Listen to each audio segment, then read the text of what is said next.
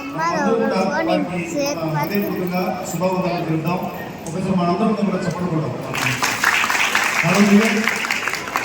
ఈ కార్యక్రమం నడిచినప్పుడు చక్కగా మన దేవుడు చూసినట్లయితే ఇదంతా కార్యము దేవుడు చేశాడు. హల్లెలూయా.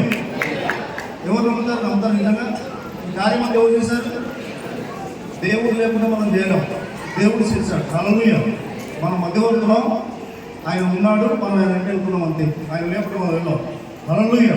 కాబట్టి ఈ కార్యం అంతా కూడా యూత్ బిడ్డలు కానీ, పెద్దవారు కానీ, సంఘస్థులు కానీ, సంఘ పెద్దలు కానీ ఇదంతా కార్యక్రమం జరగాలని దేవుని అంటున్న మనం. హల్లెలూయా. ఇది సంతోషకరమైంది.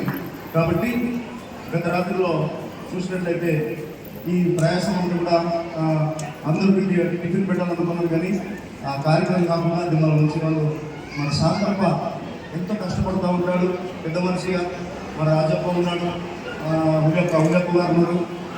వారిని పెద్ద మనుషులు కూడా మా ప్రవీణ్ చెప్తా ఉంటాను.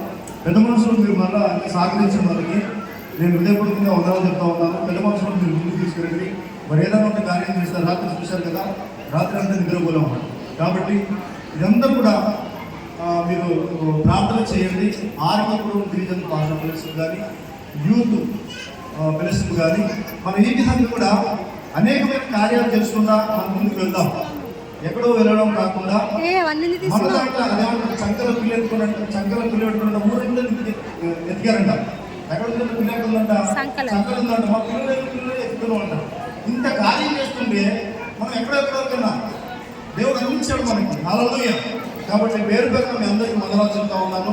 ఈ హాల్ ఇచ్చిన వారికి కూడా, ఆ యాజమాన్యం కూడా వందనాలు చెల్లిస్తున్నారు. సహకరించిన మనందరి మధ్యలో రావడానికి మొట్టమొదటిగా నేను అనుకుంటున్నాను, ఈ దినము పరిపూర్ణమైన వాక్యం మన మధ్యలో తీసుకొచ్చినందుకు వారికి సహకరించిన అన్న పాపన్న గారి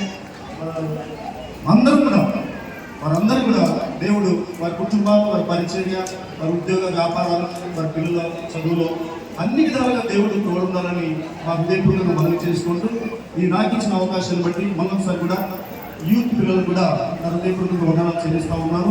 పెద్దవారికి, చిన్నవారికి అందరూ కూడా మన ఆటలందరూ కూడా దేవుడు సాయం చేశాడు. ఇంకా ముందు కార్యం ఆయన ఇస్తున్నాను. నాకు ఇచ్చిన సమయం కూడా దేవుడు వందనాలు చేస్తున్నాను.